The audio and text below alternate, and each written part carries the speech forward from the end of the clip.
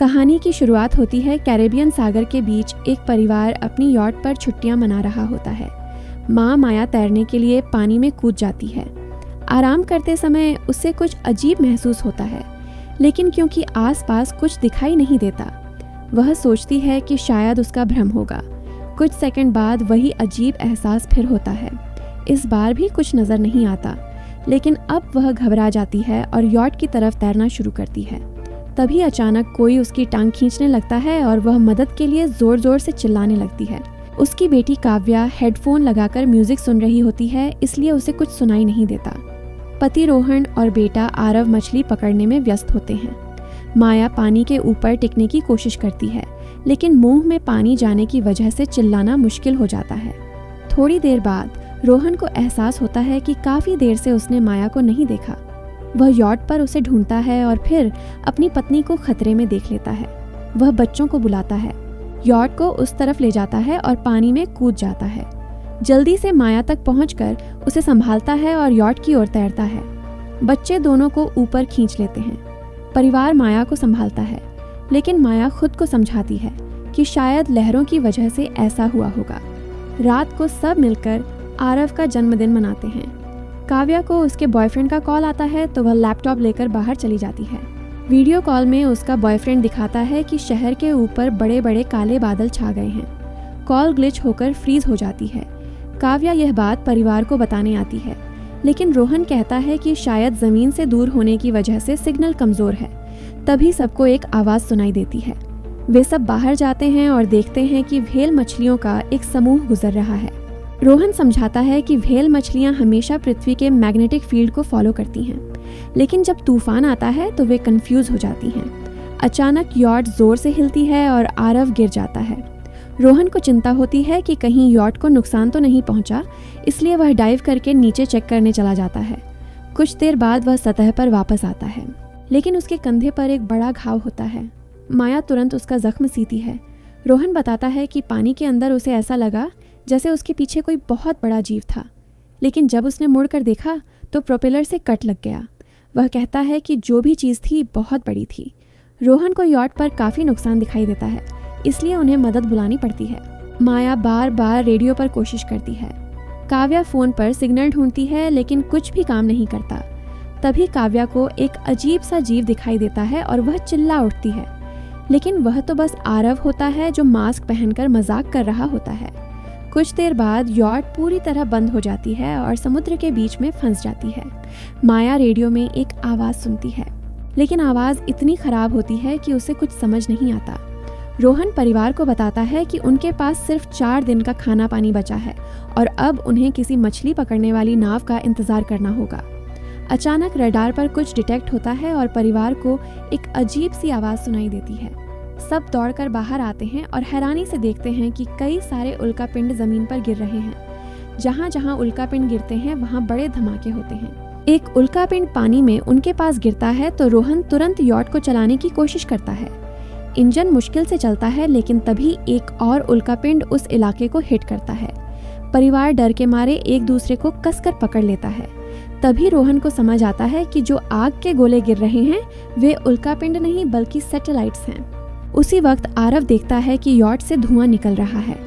Rohan check करता है और कंफर्म होता है कि इंजन खराब हो गया है।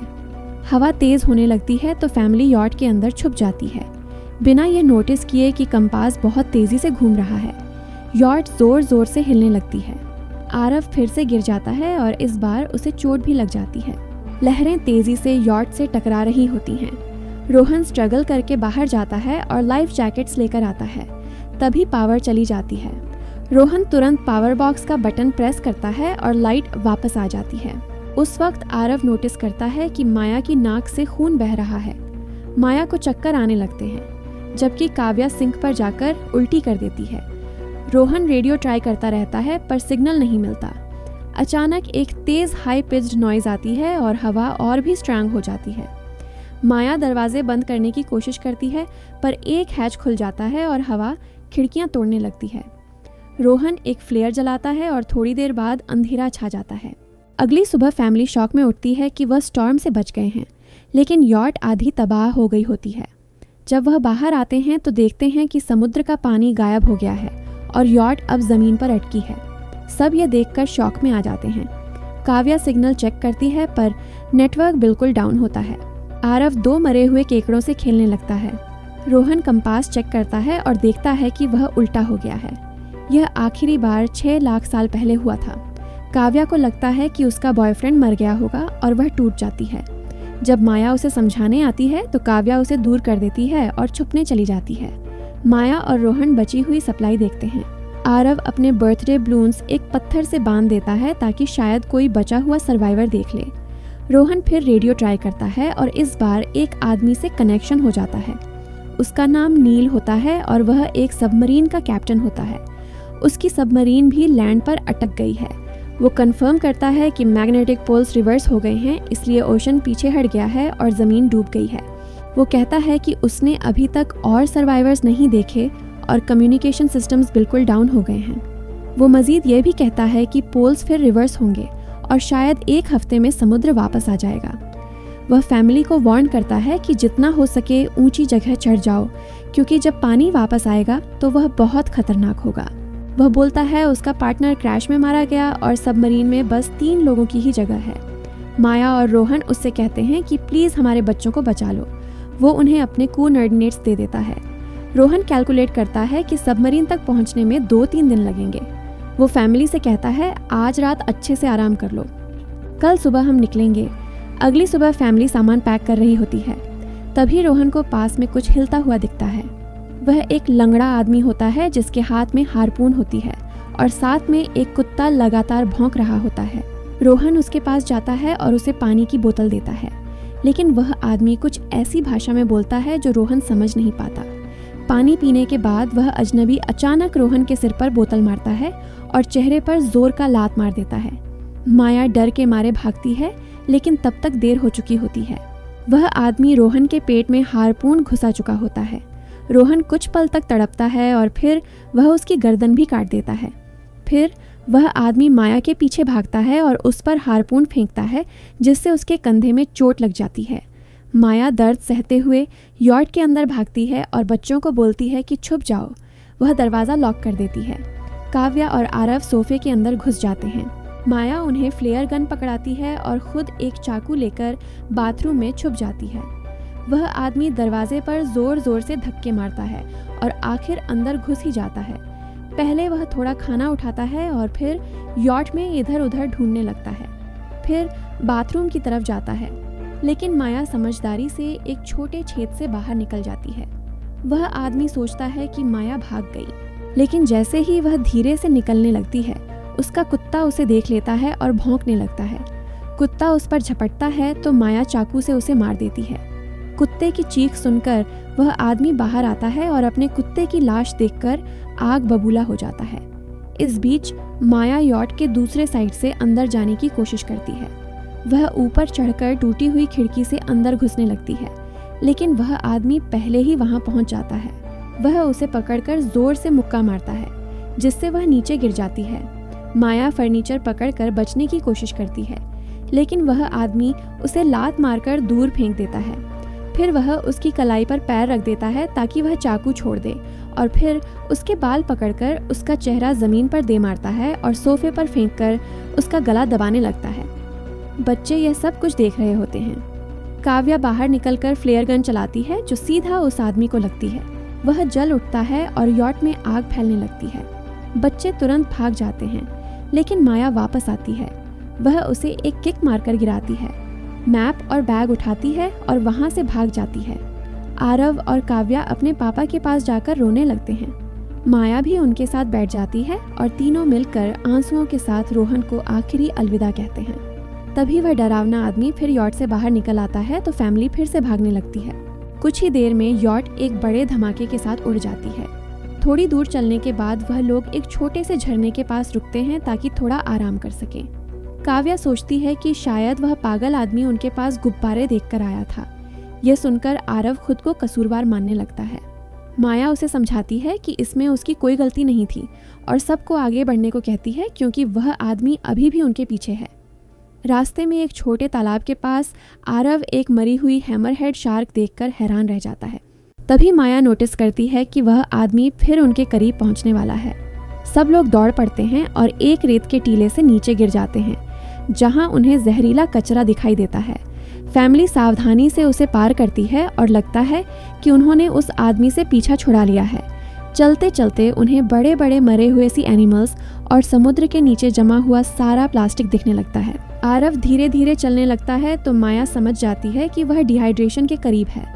वह सबको रुकने को कहती है। जब वह पानी की बोतल देखती है तो उसे झटका लगता है। बोतल में पानी लगभग खत्म हो चुका होता है। काव्या को एहसास होता है कि शायद उसने बोतल ठीक से बंद नहीं की थी। माया गुस्से में चिल्लाती है कि उसकी लापरवाही की वजह से पानी खत्म हो गया। काव्या जवाब देती है, क्या फर्क पड़ता है, वैसे भी हम बचने वाले नहीं हैं। दोनों के बीच लंबी बहस होती है, फिर भी फैमिली आगे चलती रहती है। कुछ देर बाद उन्हें एक क्रैश हुआ प्लेन मिलता है। अंदर कुछ हिलता डुलता देख सब डर जाते हैं, लेकिन वह सिर्फ कुछ पक्षी होते हैं। फैमिली तय करती है कि रात यहीं प्लेन के अंदर गुजारेंगे। वह थोड़ा सा स्नैक शेयर करते हैं और माया को रोहन की जैकेट में एक फैमिली फोटो मिलती है, जिसे देखकर उसका दिल टूट जाता है। काव्या पूछती है, मॉम, आप और डैड की लव स्टोरी क्या थी? माया मुस्कुराकर बताती है, रोहन हॉस्पिटल में मेरा पेशेंट था। फिर एक दिन उसने फूल और एक प्यारी सी कविता देकर अपना प्यार जताया था। रात के बीच में काव्या प्लेन से बाहर जाती है। तभी वह डरावना आदमी उसे पीछे से पकड़ने की कोशिश करता है, लेकिन माया अचानक पीछे से उस पर टूट पड़ती है और बार बार चाकू से वार करके उसे मार देती है। काव्या अपनी माँ को गले लगाकर शांत करती है। अगली सुबह उस आदमी की लाश पर कीड़े गुंड पड़े होते हैं। फैमिली नोटिस करती है कि उसके शरीर पर कई काटने के निशान हैं, मतलब इस एरिया में कोई खतरनाक जीव छिपा हुआ है।